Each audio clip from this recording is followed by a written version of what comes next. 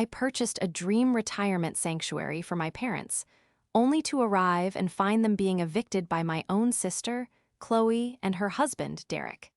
They claimed the mansion was theirs now, but they didn't know the deed was locked in a trust they couldn't touch. Before we begin today's story, we have an urgent announcement. Due to technical issues, this channel is shutting down. But don't worry, the stories continue. Please subscribe to our new channel, Daily Drip Stories. You can find the link in the video description, the pinned comment, and the collaboration tag on this video. Make sure to switch over now so you don't miss out. Thank you for your support. Now back to the story. I shouldn't have been driving. My doctor had been explicitly clear. Eva, your blood pressure is in the stroke zone. You need bed rest, silence, and absolutely no stress, or you aren't going to make it to 40. But how could I rest? Today was the day. The jagged coastline of the Pacific Highway blurred past my window, a ribbon of gray asphalt against the endless blue.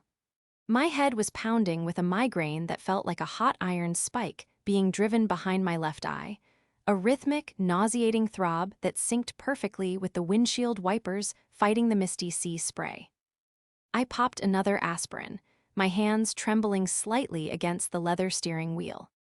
I was exhausted, bone-deep, soul-crushing exhaustion that comes from working 80-hour weeks for 15 years straight. But the pain and the fatigue were supposed to be worth it. Today was my parents' 50th anniversary. For 2 years, I had secretly been funneling every spare sent from my real estate development firm into a singular project: the Cliffside. It was a $500,000 property that I had renovated from the studs up. I had installed the chef's kitchen my mother, Mary, had always dreamed of but could never afford. I had built the woodworking shop with ocean views for my father, Arthur, whose hands were now too arthritic to work in the cold, damp garage he'd used for decades. I had sent them ahead 2 days ago with the keys, telling them it was a rental I had booked for a week-long celebration. I wanted them to settle in, to fall in love with the sound of the waves and the smell of the salt air before I arrived to drop the real news. It's not a rental. It's yours. Forever. The GPS announced I was 2 minutes away. I forced a smile, checking my reflection in the rearview mirror. I looked pale, dark circles bruising the skin under my eyes, but I practiced my happy face. I needed to look strong for them. I needed this moment to be perfect. I pulled up the long, gravel driveway, the gravel crunching satisfyingly under the tires of my sedan. The house rose up before me, a beautiful sprawling structure of cedar and glass, glowing warmly against the overcast sky. But my smile faltered. There was a moving truck in the driveway. A large, battered box truck that definitely didn't belong to my parents. And parked right next to my father's humble sedan was a flashy, leased sports car I recognized instantly. Derek. My stomach dropped, the nausea from the migraine suddenly replaced by a cold knot of dread. My sister, Chloe, and her husband, Derek, weren't supposed to be here. I hadn't invited them. I hadn't told them the address. I knew that if they found out, they would somehow make the day about themselves, just like they did with every birthday, every Christmas, every funeral. I parked the car and killed the engine. The silence of the coast was broken by shouting. I opened the car door, using the frame to pull myself up. My legs felt heavy, wobbly. I walked toward the front door, which was wide open. The shouting grew louder. It wasn't happy shouting. It was the guttural, aggressive roar of a man asserting dominance. I stepped into the foyer. The scene before me froze the blood in my veins. My mother, Mary, was sitting on one of the moving boxes, her face buried in her hands, her shoulders shaking with silent sobs. My father, Arthur, a man who had worked in steel mills his whole life to feed us, was standing by the fireplace, trembling. He looked small. He looked terrified. And looming over him was Derek. Derek was red-faced, his veins bulging against the collar of his cheap dress shirt. He was pointing a finger inches from my father's nose. "I don't care what she told you," Derek screamed, spittle flying from his lips. "This house is too big for 2 geriatric patients. Look at this place. It's wasted on you. We have kids. We have a future. This is my house now, get out." My sister, Chloe, was standing by the kitchen island, casually eating an apple. She wasn't defending our parents. She was scrolling on her phone, occasionally looking up to smirk. "Derek's right, Dad," Chloe chimed in, her voice dripping with that familiar, sickening entitlement. "You guys can't handle the stairs anyway. Just go back to the apartment. We'll send you photos." "Get out," Derek bellowed again, grabbing my father's arm and shoving him toward the door. My father stumbled, catching himself on the wall. The rage that surged through me was so intense it momentarily blinded me, washing away the migraine, the exhaustion, the weakness. I stepped out from the shadows of the foyer. "Take your hands off him," I said. My voice was low, but it cut through the room like a gunshot. Silence fell, absolute heavy silence. Derek spun around. Chloe dropped her apple. My mother looked up, her eyes red and swollen. "Eva," my father whispered, his voice cracking. I looked at the people I shared blood with, the sister I had tutored, the brother-in-law I had BIL'd out of jail, the parents I adored. I saw the fear in my father's eyes and the cruel ambition in Derek's. The betrayal was worse than the diagnosis itself. For a moment, nobody moved. The ocean breeze drifted in through the open door, chilling the sweat on my forehead, but the room felt suffocatingly hot. Derek was the first to recover. He straightened his jacket, pulling the lapels down with a sharp tug, composing his face into that sneering mask of superiority he wore whenever he thought he had the upper hand. He didn't look ashamed that I had caught him physically shoving a 72-year-old man. He looked annoyed, like I was a waitress interrupting an important business meeting. "Well, look who finally showed up," Derek said, his voice dripping with mock hospitality. "The queen of real estate. A little late for the party, aren't you, Eva?" I ignored him, walking straight to my father. My legs were shaking, not from fear, but from the sheer effort of keeping my body upright. I took my father's arm, guiding him away from the wall. His flannel shirt felt thin under my fingers. He was vibrating with tremors. "Are you okay?" I asked softly, brushing a lock of gray hair from his forehead. "Eva, I don't understand," he stammered, his eyes darting nervously toward Derek. "We got here, and it was so beautiful, and then they arrived an hour ago with the truck," Derek said. He said the house was under his name. "He said you gave it to them." I stiffened. I turned slowly to face them.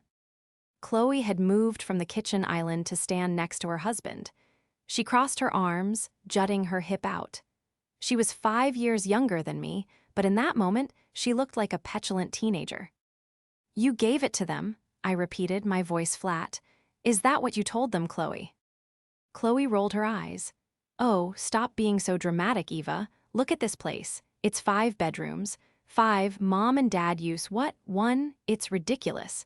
Derek and I have been looking for a place that fits our status. We assumed that since you bought this, and since you know we've been struggling in that cramped condo, that this was obviously meant for us. The parents are just placeholders." "Placeholders," I echoed. My mother let out a fresh whimper from her spot on the box. "We did you a favor, really," Derek interrupted, stepping forward, invading my personal space. He smelled of stale coffee and overpowering cologne. "Moving is hard for old people. We're taking the burden off them. I've already called a cab to take them back to the city. You can ride back with them. We've got a lot of unpacking to do." I looked around the room. I saw their boxes, crudely taped, piled high on the pristine hardwood floors I had hand-selected. I saw a dirty fast food wrapper sitting on the quartz countertop. They had been here less than an hour, and they were already staining the sanctuary I had built.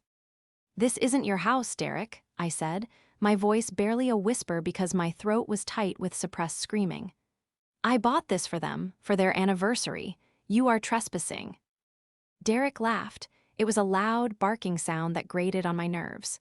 "Trespassing? Please, we're family. And besides, possession is 9/10 of the law, right? We're moved in, we've established residency. And let's be honest, Eva." He leaned in close, his voice dropping to a conspiratorial whisper that made my skin crawl. "You're sick. You look like death warmed over. Who's going to take care of this place when you finally keel over from stress? Mom and Dad. They can't even change a light bulb without calling me. This house belongs to the future. It belongs to me. He poked me in the shoulder with a thick finger. So be a good big sister, get in your car, and leave us to enjoy our new home. I looked at his finger, then up at his smug, confident face. He truly believed he had won. He believed that because he was louder, because he was a man, because he was willing to be cruel, that the world would just roll over and give him what he wanted. He thought that my silence was weakness. He thought my physical frailty was a sign of defeat. My vision blurred again, the migraine spiking, but a cold clarity settled in my chest. I reached into my tote bag, my fingers brushing against the cold leather of my document portfolio. "You want me to leave?" I asked. "Immediately," Derek said, pointing to the door again. "Take the old folks with you." "Fine," I said. My mother gasped, "Eva." "Come on, Mom, Dad," I said, turning my back on Derek and Chloe. "Let's go, we'll stay at the hotel in town tonight." "Smart girl," Derek sneered behind me. "Don't come back without an invitation." I guided my weeping mother and trembling father out the door, into the gray coastal air. As we walked toward my car, I could hear Chloe and Derek laughing inside, the sound of a champagne cork popping echoing through the open door. They were celebrating their victory. They were celebrating stealing a $500,000 mansion from their own parents. I opened the back door for my mother, helping her in. As I walked around to the driver's side, I paused and looked back at the house. Derek was standing in the window, watching us, a glass of wine in his hand. He raised it in a mock toast.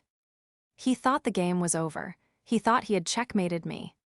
But as I gripped the door handle, feeling the reassuring weight of the portfolio in my bag, I felt the first ghost of a smile touch my lips. They had forgotten one crucial thing. We drove in silence to the Harbor View Inn, a modest hotel about 5 miles down the coast. I booked a suite for my parents and a separate room for myself. Once I got them settled, ordering room service and making sure my father took his blood pressure medication, I retreated to my own room. I collapsed onto the bed, staring at the ceiling fan spinning lazily above me. The physical pain was unbearable, but the emotional agony was sharper. I had spent my entire adult life trying to buy their love. Not my parents' love, they loved me unconditionally, but Chloe S., and by extension, Derek S. I was the eldest, the responsible one, the one who didn't go to prom because I was working 2 jobs to save for college. The one who built a career in the cutthroat world of commercial real estate from the ground up, starting as a receptionist and ending as a partner. I had missed weddings, birthdays, and holidays, sacrificing my personal life to build a safety net for my family. Chloe was different. She was the baby, the free spirit.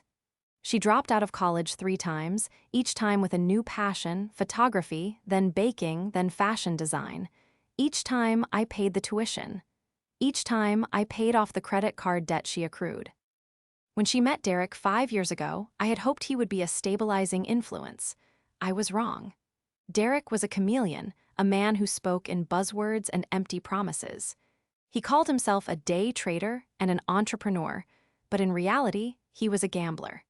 He spent his days on online forums and his nights spending money he didn't have to maintain an image of success he hadn't earned. I remembered the day they got married. I had paid for the wedding, of course. Derek had cornered me at the reception, not to say thank you, but to ask if I could get him in on one of my development deals. When I politely declined, explaining that my investors required strict vetting, his eyes had gone cold. Just for a second. That was the first time I saw the mask slip. "You think you're better than us, don't you?" he had whispered then.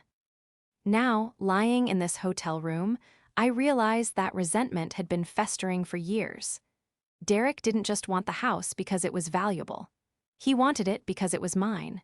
Taking it from our parents was just collateral damage. The real prize was humiliating me. He knew exactly which buttons to push. He knew my parents were non-confrontational to a fault. They would never call the police on their own daughter. They would never sue. They would sleep on the street before they caused a scene. Derek relied on that decency. He weaponized their love against them. I sat up, the room spinning slightly. I walked over to the desk where I had placed my leather portfolio.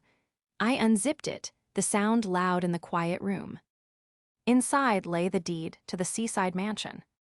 But it wasn't just a deed. It was a complex legal instrument I had designed specifically because I knew, deep down, I had always known, that something like this might happen. Derek thought he was dealing with a simple property transfer. He thought that because he had physically occupied the space and bullied two elderly people into submission, he had won. He saw a tired, sick woman and assumed I was weak. He didn't know about the trust. He didn't know about the specific clauses I had written into the ownership agreement regarding unauthorized occupants. And he certainly didn't know that my sickness meant I had spent the last 3 months wrapping up every loose end in my life, preparing for a fight. I wasn't just a sister today. I wasn't just a daughter. I was a developer who had negotiated with sharks in boardrooms for 15 years. Derek was a minnow who thought he was a whale. I picked up my phone. It was 6:00 p.m. I dialed a number I had saved under "in case of emergency." It wasn't the police. Not yet. "Hello," a crisp, professional voice answered on the first ring. "Mr. Henderson," I said, my voice steady for the first time all day. "I need to activate the intrusion protocol for the Cliffside property, and I need you to bring the file on Derek Reynolds. The full file." "Consider it done, Ms. Vance," the voice replied. "I can have the team there by morning." "No," I said, looking at my reflection in the dark hotel window. "Tonight, I want them out by sunrise." I hung up. The migraine was still there, but it had changed. It was no longer a disabling pain. It was fuel. Derek wanted to play house. Fine. I was about to show him exactly who the landlord was. The hotel room felt smaller than it was, the beige walls closing in on me as I paced the carpet. My parents were in the adjoining suite, finally asleep after hours of tearful circular conversations. My mother had kept asking, where did we go wrong with her? While my father just stared at his hands, ashamed that he hadn't been able to physically stop Derek. It broke my heart, but it also hardened my resolve. At 7:30 p.m., a knock came at the door. I opened it to reveal Mr. Henderson. He was a man in his 60s, impeccably dressed in a charcoal suit, carrying a briefcase that looked like it could survive a nuclear blast. He wasn't just a lawyer. He was a fixer I had used for difficult evictions in my commercial properties. He didn't come cheap, but tonight I didn't care about the cost. "Ms. Vance," he nodded, stepping inside. He didn't waste time with pleasantries. He knew why he was here. He set the briefcase on the small round table and clicked the latches open. "I pulled the property records for the Cliffside," Henderson began, sliding a thick document across the table. "Just as we established when you purchased it, the deed is held within the Vance Family Revocable Trust. You are the sole trustee. Your parents are merely the beneficiaries of the use of the property, effective upon your signature on the transfer document." I looked at the paper, which I haven't signed yet. "Precisely," Henderson said, a small, shark-like smile touching his lips. "Legally, your sister and her husband are trespassing on private property owned by you. Their claims of residency are laughable. They've been there less than 6 hours. But," he paused, his expression growing serious, "you mentioned you wanted the file on Derek Reynolds." "I did." Henderson reached into a separate compartment of his briefcase and pulled out a red folder. "I had my private investigator run a deep dive on him the moment you called. We accessed his credit reports, public court filings, and known bank accounts. It's worse than you thought." I sat down, my heart hammering against my ribs. "Tell me." "He's not a day trader, Eva. He's a gambler," Henderson said bluntly. "He has maxed out 5 credit cards in the last 6 months. He has taken out 2 high-interest personal loans. He's currently roughly $85,000 in debt, and he's 3 months behind on the rent for their condo in the city." His landlord filed for eviction proceedings 2 days ago. I felt the blood drain from my face. Eviction, so they didn't come to the beach house for a vacation. They came because they are homeless, Henderson finished. Or they are about to be. This wasn't an impulsive act of greed, Eva. This was a desperate, calculated, hostile takeover. They saw the house as their lifeline. They planned to bully your parents into signing over the deed, which they assumed your parents held, so they could likely mortgage the property to pay off Derek's debts. I stared at the file, nausea swirling in my stomach. It was one thing to be entitled. It was another to be a predator. Derek had looked at my aging, kind-hearted parents not as family, but as a piggy bank to smash open. "He's dangerous," I whispered, "if he's that desperate." "Desperate men do stupid things," Henderson agreed.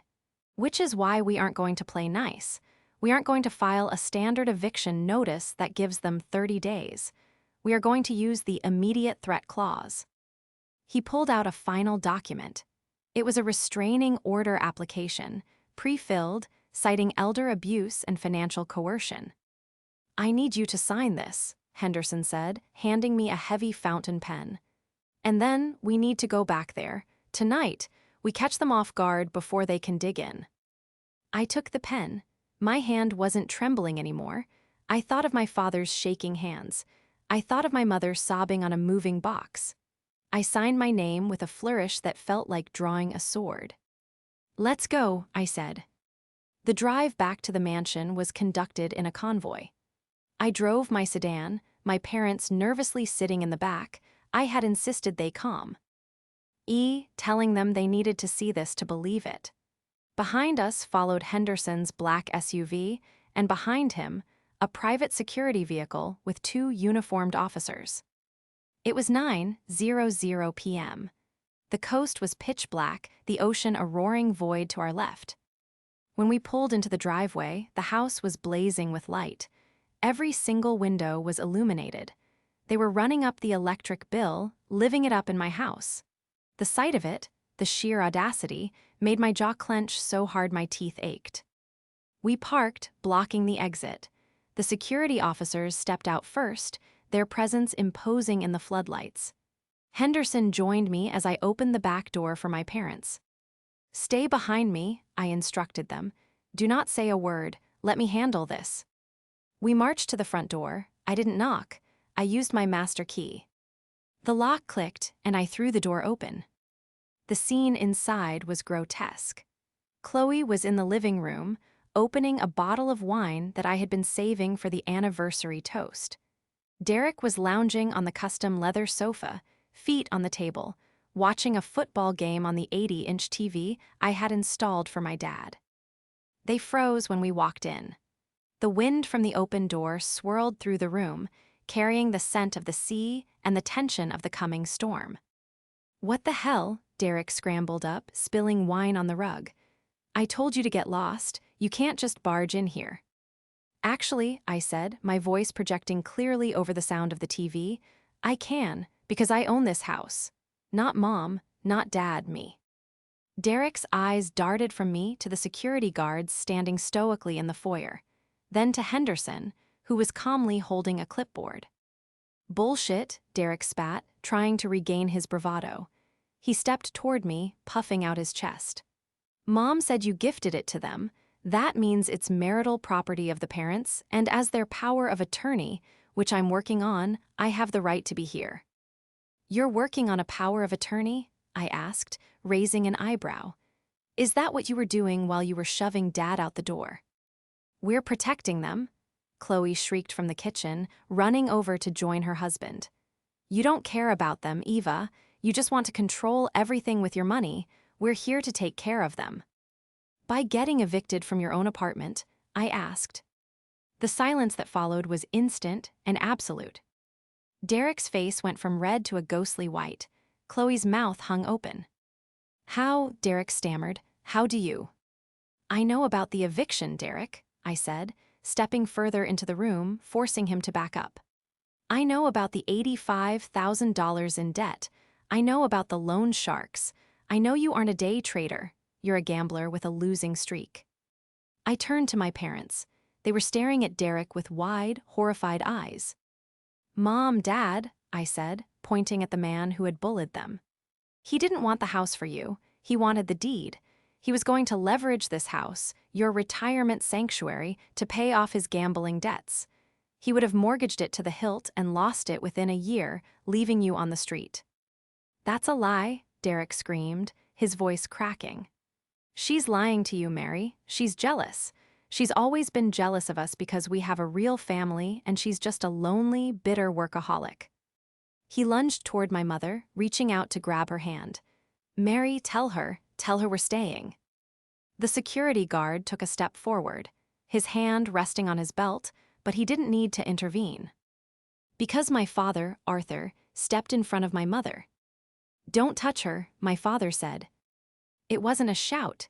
It was a low, rumbling growl that I hadn't heard since I was a child.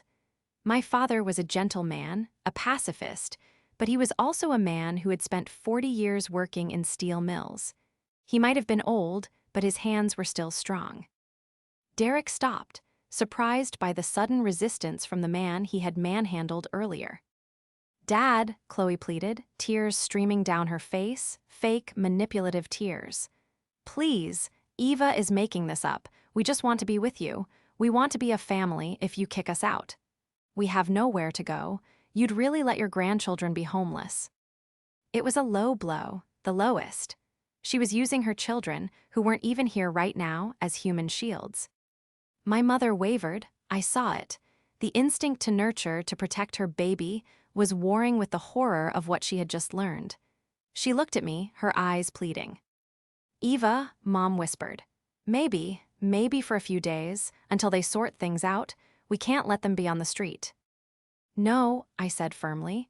I knew I had to be the villain in this moment to be the savior in the long run. "Mom, listen to me. If they stay here tonight, they establish residency. If they establish residency, it will take me 6 months and thousands of dollars to get them out. And in that time, Derek will SDR. IP this house bare. The copper wiring, the appliances, your jewelry, it will all be sold." "She's crazy," Derek yelled, his desperation making him sloppy. "I would never steal from family." "Really?" I asked. I nodded to Henderson. The lawyer stepped forward and handed a paper to my father. "Mr. Vance," Henderson said respectfully, "this is a record of your credit card activity from the last 3 months. You mentioned you lost your card and ordered a replacement. You didn't lose it." My father squinted at the paper. His hands began to shake again, but this time, it wasn't from fear. It was from rage. $5,000, my father read, his voice trembling. "Online casinos, sports betting sites." He looked up at Derek. "You stole my credit card from my wallet when you visited for Easter." I was going to pay it back," Derek stammered, sweating profusely now. "It was an investment. I had a sure thing." "You stole from us," my father said, the realization settling over him like a heavy shroud. "After everything we did for you, after we paid for your car repairs, after we bought groceries for your kids." "It's Eva's fault," Chloe screamed, pointing a shaking finger at me. "If she had just helped us out, Derek wouldn't have had to do it. She sits on piles of money while we struggle. It's not fair." "Fair," I laughed, a cold, dry sound. "I worked for every dime, Chloe. While you were finding yourself in Europe on my dime, I was working weekends. While you were buying designer bags, I was saving for this house." I turned to Derek. "Here is the reality. You are not a resident, you are a trespasser, and you are a thief. Mr. Henderson has prepared a police report regarding the credit card fraud. We haven't filed it yet. That is the only mercy you are getting tonight." I stepped closer to him, my voice dropping to a whisper that only he and Chloe could hear. "You have exactly 1 hour to pack your boxes and get that truck off my property. If you are still here at 10:30 p.m., I file the report. I press charges for elder abuse, and I hand that file on your debts over to your other creditors. Do you understand?" Derek looked at me with pure hatred. He looked like a trapped animal, his eyes darting around the room, looking for an exit, looking for a weakness. But there was none. My parents were standing behind me, united. The security guards were blocking the door. The law was in my hand. "You're a witch," Derek hissed. "I'm a landlord," I corrected. "Tick-tock, Derek." He turned to Chloe. "Grab the bags."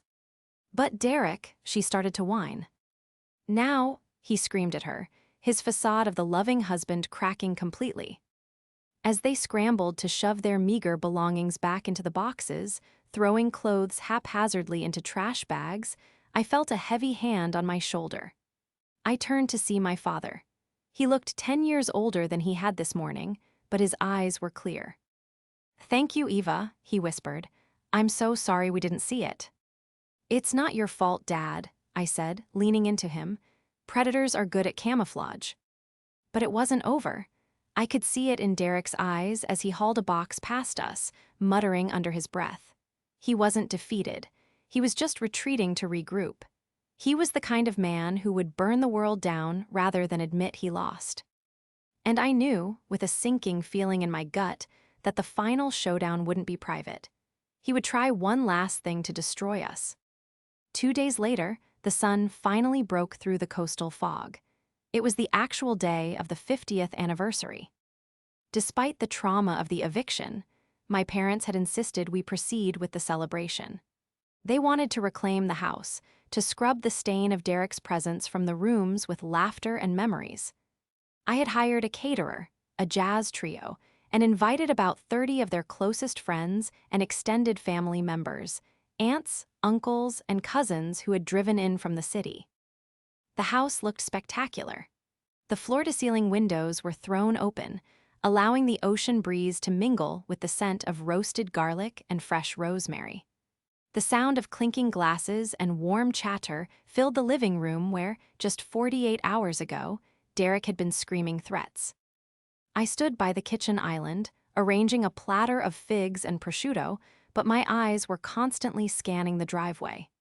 Henderson had arranged for private security to be stationed at the gate, but I couldn't shake the feeling of impending doom. Derek was a narcissist. Narcissists don't fade away quietly. They need the last word. They need to burn the stage down if they can't be the star. "Eva, darling, stop worrying," my mother said, coming up beside me. She looked beautiful in a navy silk dress, though her eyes still held a shadow of sadness. "They aren't coming. They know better." "I hope so, Mom," I said, forcing a smile. "Go enjoy your party. Dad is looking for you for the toast." I watched her walk away, her hand brushing the shoulder of an old friend. I took a deep breath, trying to absorb the peace of the moment. Then the music stopped. It wasn't a gradual fade. It was a jarring halt, the double bass player cutting off mid-note. The chatter in the room died down, replaced by a confused murmur. I turned toward the entryway.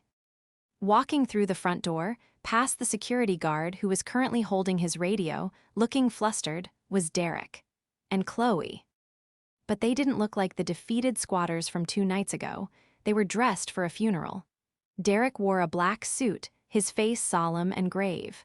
Chloe was in a dark, modest dress, clutching a handkerchief. Behind them, horrifyingly, trailed 2 police officers. The room gasped. "I'm sorry to interrupt," Derek announced, his voice booming with a practiced theatricality. He walked to the center of the room, flanked by the officers. He pointed a finger straight at me. "Officers, that's her. That's the woman who assaulted my wife and stole our property." My blood ran cold. The audacity was breathtaking. He had called the police on me. The guests parted like the Red Sea, leaving me standing alone by the kitchen island. My father stepped forward, his face flushing purple. "Derek, what is the meaning of this?" "I'm sorry, Arthur," Derek said, his voice dripping with fake sympathy. "I know she's your daughter, but I can't let her get away with what she did. She threatened us. She forced us out of our home illegally. And she—" He paused for dramatic effect, looking around at the shocked faces of our relatives. "She has been manipulating you both. We have reason to believe she coerced you into signing over your assets while you were mentally compromised." He turned to the officers. "Officer, my father-in-law is clearly confused. He suffers from lapses. We are just trying to protect him." One of the officers, a young man who looked uncomfortable, stepped toward me. "Ma'am, we received a complaint regarding an illegal eviction and potential elder abuse. We need to ask you some questions." The silence in the room was deafening. My aunts were whispering behind their hands. My cousins looked horrified. Derek stood there, chin high, looking like the grieving, concerned son-in-law. He was gambling everything on this one public spectacle. He thought that if he shamed me in front of everyone, if he questioned my father's mental state, he could wrestle control back. I didn't panic, I didn't scream. I felt a strange, icy calm settle over me. "Officer," I said, my voice steady and clear, "I am happy to answer your questions, but first, I think you should see this." I reached into my bag, which I had kept under the counter, and pulled out not just the deed, but an iPad. I walked to the center of the room, facing Derek. "You want to talk about coercion, Derek?" I asked. "You want to talk about abuse?" "Don't listen to her," Chloe shrieked, stepping forward. "She's lying, she hates us." I tapped the screen of the iPad. I had connected it to the house's Bluetooth sound system. Suddenly, Derek's voice filled the room. It wasn't his fake, polished public voice. It was the voice from the other night. The recording I had secretly made on my phone during the confrontation, a precaution Henderson had suggested. "This house belongs to the future. It belongs to me. Mom and Dad, they can't even change a light bulb. I've already called a cab to take them back to the city. Possession is 9/10 of the law." The recording continued, playing the part where he admitted to the credit card theft. I was going to pay it back. It was an investment. I had a sure thing. The color drained from Derek's face so fast he looked like a corpse. The audio was crystal clear. Every guest, every relative, every officer heard his greed, his cruelty, and his confession. I paused the recording. The silence now wasn't confused, it was judgmental. It was heavy with disgust. "And," I added, turning to the officer, "here is the deed to the property, held in a trust solely in my name. And here," I handed the officer the file Henderson had prepared, "is the report regarding the $5,000 of credit card fraud committed by Mr. Reynolds against my father, Arthur Vance." The officer took the papers, his demeanor changing instantly. He looked at the documents, then at Derek. "Is this true, sir?" the officer asked, his hand drifting toward his belt. It's taken out of context," Derek stammered, backing away. "That recording is illegal, you can't use that." "Actually," Henderson's voice rang out from the back of the room. He had been enjoying a canapé near the patio doors. "In this state, as long as one party consents to the recording, it is perfectly legal." And Ms. Vance consented. Derek looked around the room. He saw no allies. He saw only contempt. He looked at Chloe, but for the first time, she wasn't looking at him with adoration. She was looking at the floor, shrinking away from him. Then, my father did something I will never forget. He walked up to Derek. He stood tall, his chest heaving, his eyes wet with tears of betrayal but burning with the fire of a father protecting his brood. "You came into my house," my father said, his voice shaking with emotion. "You ate my food, you called me Dad. And all this time, you were just waiting for me to die so you could sell it all." "Arthur, please," Derek whimpered. "Get out," my father said. It wasn't a scream. It was a command. "Get out of my sight. If I ever see you near my daughter or my wife again, I will not be the one calling the police." "And take your wife with you," my mother added, her voice breaking. She looked at Chloe. "If you stay with him, Chloe, if you choose him after this, then you go with him. We love you, but we will not be destroyed by him." Chloe looked at her parents, then at Derek. Derek grabbed her arm. "Come on, we're leaving. These people are crazy." He tried to pull her, but Chloe didn't move. She planted her feet. "No," Chloe whispered. "What?" Derek snapped. "I said no," Chloe said, louder this time. She ripped her arm out of his grip. She looked at him with clear eyes for the first time in years. "You stole from my dad. You lied to me. You told me they gave us the house." "I did it for us," Derek yelled. "You did it for yourself," Chloe screamed back. She stepped away from him, crossing the invisible line in the sand, moving toward us. "I'm not going with you. I'm staying here. I'm done, Derek." Derek stood alone in the center of the room. The isolation was total. The police officer stepped forward. "Mr. Reynolds," the officer said, "I think we need to go down to the station to discuss this fraud allegation. You're coming with us." Derek tried to run. He actually turned and bolted for the door, but the second officer was faster. He grabbed Derek's arm, spinning him around and slamming him against the wall. The sound of handcuffs clicking shut was the sweetest music I had ever heard. "You'll regret this," Derek screamed as they dragged him out. "I'll sue you all. This is my house." But nobody was listening. The door slammed shut, cutting off his voice. The silence that followed was broken by my mother sobbing. But this time, they were tears of relief. Chloe collapsed into her arms, weeping apologies, begging for forgiveness. My father wrapped his arms around both of them. I stood back, watching them. My migraine was gone. The weight on my chest had lifted. I took a sip of my wine. It tasted like victory. The fallout was swift and brutal for Derek. With the evidence Henderson and I provided, the credit card records, the witness statements from the party, and the recording, the district attorney didn't hesitate. Derek was charged with grand larceny, elder abuse, and identity theft. It turned out my father wasn't his only victim. He had been running similar scams on 2 other elderly investors he'd met at a local golf club. He took a plea deal to avoid a 10-year sentence. He's currently serving 4 years in a state penitentiary.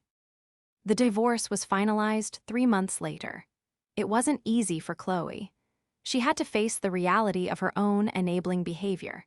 She had to accept that her victimhood was a role she had played to avoid responsibility. But seeing her husband in handcuffs, seeing the sheer depth of his betrayal, had snapped her out of the trance. I didn't let her off the hook easily, and neither did our parents. We instituted tough love. She wasn't allowed to move into the mansion. Instead, I helped her get a small apartment in town on the condition that she get a job and attend therapy. For the first time in her life, she is working as a receptionist at a veterinary clinic. She pays her own rent. She's tired, she's broke, but she's real. And we are slowly, cautiously rebuilding our relationship. As for the house, it truly became the sanctuary I had dreamed of. I visited last weekend. The sun was setting, casting a golden glow over the cedar deck. My father was in his workshop, humming as he sanded a piece of driftwood. My mother was in her chef's kitchen, teaching Chloe how to make her famous lasagna. I sat on the deck, a glass of iced tea in my hand, looking out at the Pacific. The waves crashed against the rocks below, a rhythmic, eternal sound that made all the human drama feel small and distant. I thought about the money I had spent, the stress, the sleepless nights, the moment I stood in that foyer and faced down a bully. My father walked out onto the deck, wiping sawdust from his hands.